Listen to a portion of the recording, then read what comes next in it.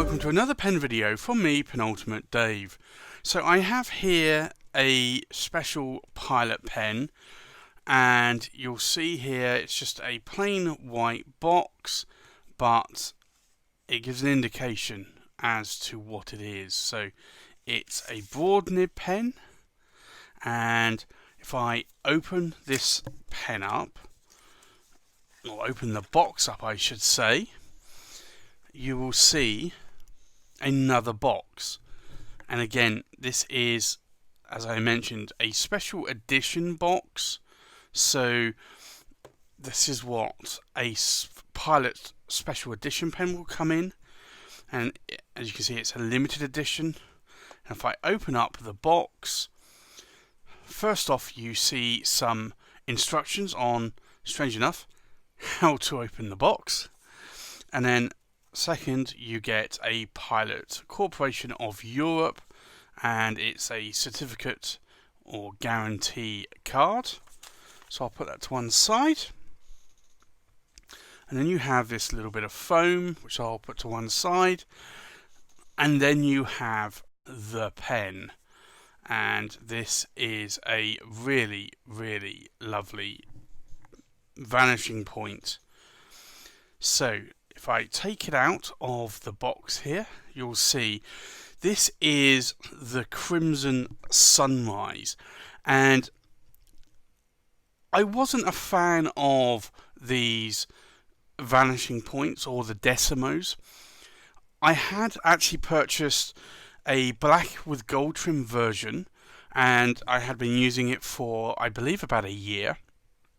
And then towards Christmas 2018, I was looking at getting one of the Raden vanishing points, and I wanted it in a broad nib, and I couldn't get one in a broad nib because a broad nib on a pilot is about a medium on a western nib, or a medium to a broad. So I waited about a month and couldn't get hold of one. All I could get hold of was effectively a fine nib. So I went hunting, and I found one seller in the UK on eBay that had the Crimson Sunrise, and they had it in a broad nib. So I decided, you know what, I am actually going to get this one because I really wanted it in a broad nib. So you can see here in the size of my hand, it's actually quite a nice size pen. You do have these click out nibs on the vanishing points, and I do find that these actually are quite useful. I always used to have initial problems with the clip because I roll my nib slightly, and it just felt very cumbersome to try and hold the pen with the clip there, but it's something that I've got used to over time, and I really do like the finish on this pen. So I decided I would pick it up. As you can see there, it's a lovely sort of crimson sunrise going on there, and I love the way that this gradient changes in colour. So I decided I would pick this up. I actually got it for a very good price. These were pretty much sold out everywhere, other than one seller had one on eBay in the UK. I think there were a couple in Europe maybe that had them, but they were wanting ridiculous prices. So this was actually a really good purchase. So I decided I would actually buy this, and then strangely enough, the Raden Galaxy become available, but only in a fine nib. So I decided I would go and buy that one as well. But I couldn't get it in a broad nib, so I do swap these nibs around, but at the moment this has got the broad nib in here. But it's actually quite a nice pen, and I am starting to warm up to these vanishing points more. They are a decent size, they're great for taking meeting notes. So I think let's show you a little bit of the pen. You unscrew the pen here, and then basically you have a converter, a cartridge converter inside. And then if you take the nib out, this is the actual nib section. So it is an 18 karat gold, and it is a broad nib, and you'll see that there. But these nibs are very tiny, very small. And then you have this very large sort of almost like a section that the converter fits into. Now, the only downside I find with these are that they don't hold a lot of ink. It's about 0.5, 0.6 milliliters of ink. Now, you do have a trap door here, and that's where the nib comes out of. So you just push this in like so, and then you have to line up this little notch here so it goes into that hole, and then you can then screw it on without damaging the nib. If you don't put it into that notch into the hole, then what will happen is that you will potentially damage the nib. Now, the other thing I do find is that it gets a little bit inky, but when it's all put back together again, it's actually quite contained, so it's not too bad. So for me, I really do like these for taking meeting notes. They are very quick and easy to literally just click out and then start writing and then click back and you're done. So it very much has a sort of ballpoint, or in some cases a rollable type click connection here. But for me, I wanted a pen that had a broad nib on it. I have a black and gold trim Vanishing Point, which I have a fine nib on, and a fine nib in Japanese terms is almost like an extra fine in Western terms. So I wanted something that really was a broad or a double broad, and Pilot don't do these in the Vanishing Points, so I had to go for a broad nib, but I really do like this nib.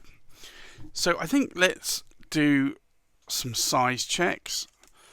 Now, there is no cap essentially on this pen, so the length of the pen, you're looking at about 140 millimeters in length.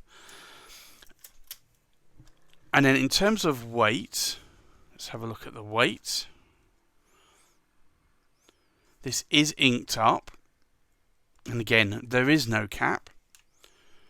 You're looking at just over 26.5 grams, so that's not a bad weight, and I think that's actually pretty acceptable in a pen of this size.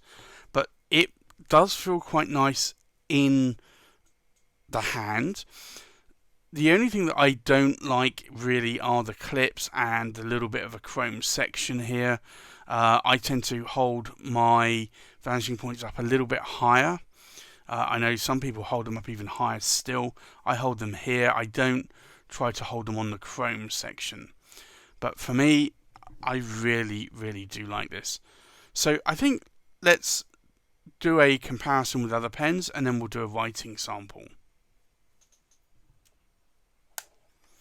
So from left to right, we have a Pelikan M600, and this is the turquoise white. We have a Pelikan M800 or M805, and this is the vibrant blue. A Pelikan M800, and this is the Grand Place. A Delta Federico. We have the Pilot Vanishing Point in the Crimson Sunrise. We have a TWSBI Diamond 580 AL, a TWSBI VAC 700R, an Opus 88 Clear Demonstrator. We have a Leonardo Officina Italiana Momento Zero in the Positano Blue, and we have an Omas 360 in the Cotton Grey. So I think let's do a writing sample now. So this is the Pilot Vanishing Point, and it is the Crimson Sunrise, and it is an 18 karat gold nib, and it's a broad nib.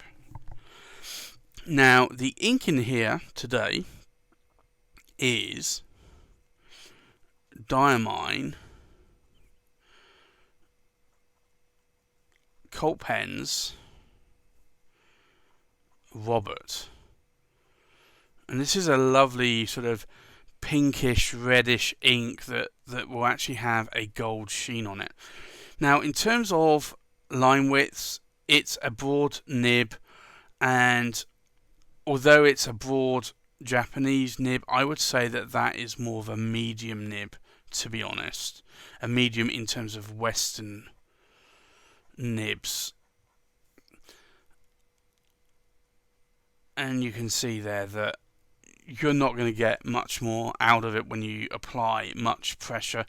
These Vanishing Point nibs are actually quite stiff nibs, and partly because they are actually quite small nibs. Now, in terms of ink test, this is a dry ink, a very dry ink. So with the Vanishing Point small nib, it will actually write quite dry.